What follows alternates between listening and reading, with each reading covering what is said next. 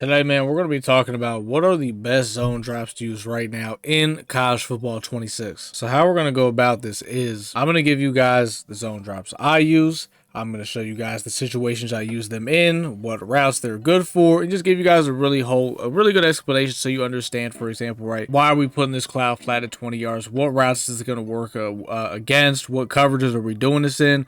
And maybe give you guys, show you guys some defensive setups with these zone drops as well. Now, real quick, if you're wondering what formation, I'm going to be showing you some of these setups that I show you guys out of. It's going to be out of the 5-2. It's basically 3-4 if you're wondering what playbooks this is in. If you're not doing a college playbook, then it's like if you're looking for an alternative playbook, it's going to be the multiple playbook. As for what teams have this, the only team I know is Miami has it. I'm sure there's other teams that have it. The database sadly does not show it. So if you're alternate playbook though, you're going to be looking for just multiple on defense. Well, let's go ahead and talk about some zone drops, right? So for the first thing, we got our flats. These are going to be your, I guess you could say it's like a Scion zone for basically that zone right there in the middle. You see the fire zone too? It would be these little, the cloud flats. Now, you got to be careful when you come out in certain formations because you see how these are called soft squats. It's not the same as a cloud flat. Like, for example, I put them on a cloud flat. I know it, the guy on the right, or I'll put them both on it. Now they're on cloud flats. I'll be honest, I couldn't tell you what the difference truly between a soft squat and a cloud flat is, but I just know plays that have built-in stuff like that, I would much rather just put them on the cloud flat. So keep that in mind. We're also going to talk about that for other zones too, because there's some plays where you think, okay, that's a curl flat, but it's not a curl flat. And there's some plays where you might think that's a hook curl, but it's actually not. So we'll talk about all that stuff too. But starting off with our cloud flats, the Scion Zone, I typically like to put these on 20 when I start the game. Now, the reason why I put these on 20, as you can see, it looks kind of funny when you have them pressed because they actually will run all the way back to 20. I don't know if I had the AI come out in the pass play. Let's see if I did. I want to show you guys him just running all the way back. And I didn't. Let me have them come out in the pass. So you can see with these bad boys on 20, even pressed, they're going to run all the way back. As you can see when he snaps the ball at some point, he does. They do get all the way back to the depth of 20 and vice versa, even if I was to put them on 30. Now, typically, though, you don't always kind of want to press your cloud flats. A lot of times, like, for example, that little, like, Tampa 2 style play, it has them pressed. Now, if you come out in a play, there's different plays that you can come out in, for example, right? If you come out in, like, a cover 4 quarters, it's not going to have your corners pressed up like this with these cloud flats are in this Tampa 2 play. So sometimes it's kind of a giveaway you're running. If I come out and cover 4 and you notice, okay, those guys aren't pressed, they're not in Tampa 2. So some plays just have it just kind of snitches on you. That's why me personally, I like to come out kind of in just one defense. Like if I'm going to run, if I know I want to run a cover 3 out of this, then I'll just, I'll pretty much just, do it like this and I'll just turn it into a cover 3 so it always kind of looks the same. And I know you're gonna be like, well, just use like the coverage shells and stuff. 5-2, you cannot change the coverage cell. But now let's go ahead and talk about why do I like my cloud flats on 20. Sometimes these can be interchangeable. All these zone drops can, and we'll talk about the situation. So I like to start with these on 20. Let's say the person you're going against, he comes out in a little something like this, a normal Y off with these cloud flats on 20, right? Really the goal is I want my corner on this right side, I want him to take away this tight end, because this tight end is most likely going to be on a corner route. So the cloud flat, now if you want to, you can kind of back him up just a tad bit. In most formations you don't have to do this in 5-2, you kind of do. I just like 5-2. You can get after the quarterback. It's one of my favorite 3-4 style formations. So the cloud flat is going to take the corner route away. Now you're probably thinking, well, I could easily get bombed over the middle. Like let's say they decide, okay, actually we're going to streak the tight end. Well, something I like to do is I like to kind of, I guess you would kind of call this a cover 6 now. Because what you're going to do on the left side of the field is you're going to actually outside third that corner on the left, and then the guy in the safety on the left, you're going to actually put him in the inside third now. So I think it would be called a cover 6. Then if you want, you can kind of maybe double Mabel this thing out a little bit, a little something like that. And all these adjustments we'll talk about, I think is for a different video when I actually give you a breakdown of my 5-2 defense. But the main goal of this cloud flare right here is just to take away corner routes, maybe 20-yard out routes.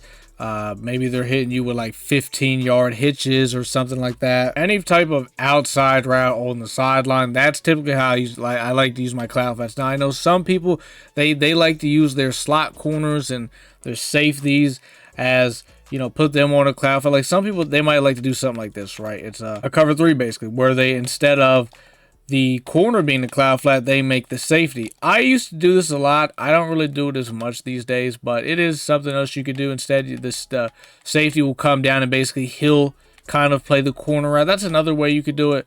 It's totally up to you. So if you're a big cover 3 guy, just keep that in mind. So you know, we got and you're probably okay, well, you got the purples and the blues out there, right? We're going to get to all that by the end of it. All kind of makes sense. Yeah, our light blues is basically the zone that we want to kind of run a little bit deeper downfield. And like I said, all these are interchangeable. So like, let's say, you know, he's putting a 10-yard hitch out there and the cloud flat's playing too high. Okay, well, then we'll just drop this bad boy down to 10. Vice versa. Let's say the corner routes just got, like, for example, you know, if you guys know a slot, there's a little corner route out of that the slot receiver kind of runs. And I've noticed sometimes when I have my cloud flat on 20, it plays a little too high. Sometimes I got to drop it down to 15. So it just all kind of depends. I would say you start out with it on 20, and then if you got to start dropping it, dropping it. Now, as for when we get into the red zone, they're going to stay on 5 yards. So when I say they stay on 5 yards down in the red zone, what I mean is once you kind of get past this 50, how I play my defense is, I would say not past the 50. Once you get it past like once you're at about the 20, you know, like my 20, my zone drops are just based off playing that white line in the end zone. So for example, let's say you get to about this 5-yard line, you're going to get probably a little something like this. I know it looks a little crazy, but you're going to get screamed at if you dare try to throw this ball. We got two 5-yard cloud flats on the outside. Both the safeties are dropping down on 5-yard hook curls, and then, you know, you're getting hell on earth. So that, and then vice versa. Let's say you're at the 10, then it'd be two 10-yard cloud flats, two 10-yard hook curls. You're at the 15. That's kind of how I do it once you get past that 50.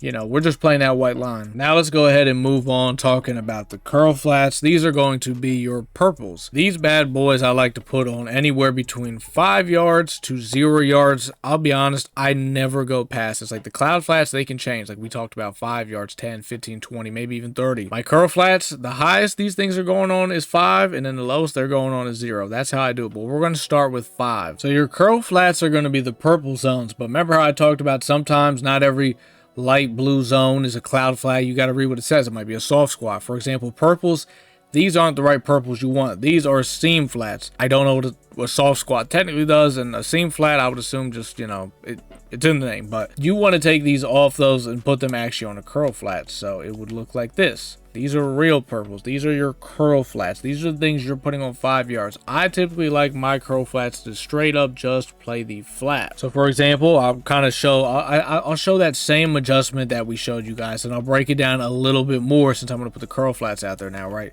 So basically, my curl flats, right? These guys are playing 5 yards. This backer is playing anything in the flat, a quick out route from the receiver, a zig underneath, anything like that. Hell, even if he puts a hitch out there, he'll kind of be stunned by it for a second, but then he'll, you know, go out there to his flat, and vice versa. This is, you know, this is DN / outside backer. He's going to go out here and, you know, play that flat. Now, that's why we put these on 5 yards, because, you know, the cloud flats are playing a little bit deeper, and then my curl flats are playing underneath them. So that's why you call it a double maple. That's basically what's going on the right side. It's a double maple. You got the 20-yard cloud flat and then a 5-yard curl flat underneath. And like I said, I know some people, they like to have their curl flats run deeper. I don't. So that's just personally how I use them. I know you're also probably thinking the middle of the field is just wide open in this defense, but I mean, that's why you make adjustments, for example, right? Let's say maybe that got the slot receiver here's on a seam streak. Well, 20-yard hook curl. That guy's dropping back with him. That's just, you know, it's all about just making adjustments. Or instead of this guy in the curl flat, the backer, you could actually just man him up, and then instead of having that D end or outside backer in the hook curl, you could just drop him in the curl flat. So you can do something like that. So it's just, you know, got to make adjustments. Moving on to our very final zone, we got the hook curls. These, once again, very interchangeable. We kind of talked about the cloud flats. I will start out with these bad boys on 5. These get changed pretty frequently though, because depending on what the sticks are at, if you're in a 3rd and long, like if you're on like a 3rd and 15,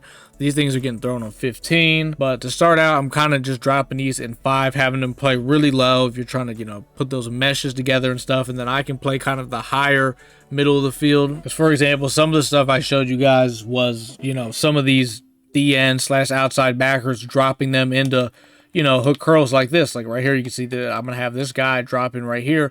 It just does a really good job kind of taking away those mesh style of, you know, let's say, you know, they got the receiver on the left on the drag, maybe the slot, the running back, you know, all I kind of got to do is use her about right here, and, you know, the mesh is pretty much gone. So, but like we said, though, if they are, you know, in a 3rd and 15 or something like that, I might do something. I might go, you know, real life Tampa 2, as I like to call it. I might drop the backer and a little hook curl like that, and then probably the guy on the left to drop him in a little vert hook, and then I'll probably actually rush the other guy. So it's kind of you know, looking like a nice little rush right here. 3rd and 15, play the sticks. We got our cloud flats. Probably still leave the cloud flats on 20 and still kind of have to watch that deep middle. But that's why, you know, you kind of set a little pressure. Maybe, you know, just to her curl on the right, your job is kind of use her this left right here. Hope the boys kind of get it home. But yeah, my zone drops, what it kind of looks like when I start a game. 20-yard cloud flats, 5-yard curl flats, 5-yard hook curls. We get in the red zone, you know, anywhere from pretty much the 15 to the 5. It's just going to match that. Well, except for the curl flats. The curl flats, like we said, they always stay on 0 to 5. But